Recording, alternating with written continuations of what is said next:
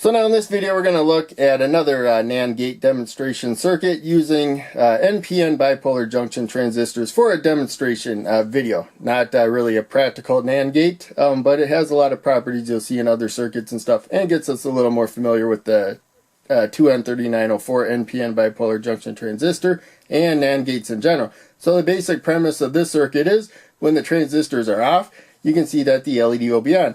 We got 330 ohms there because when both transistors are on, we got a connection to ground. Ground on both sides of the LED means no current will go through the LED. It will be off when both transistors are on, whereas we'll have a direct connection to ground and more current will flow through the resistor than it did when it was limiting current through the LED.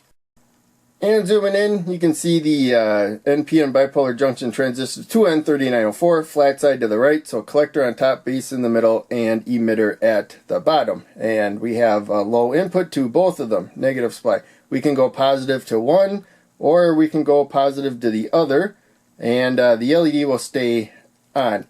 That was 3 positions that we had there where the LED will stay on. The only way to turn the LED off is to put both inputs positive. So we got 2 high inputs right here and a low output. The only time the output is low.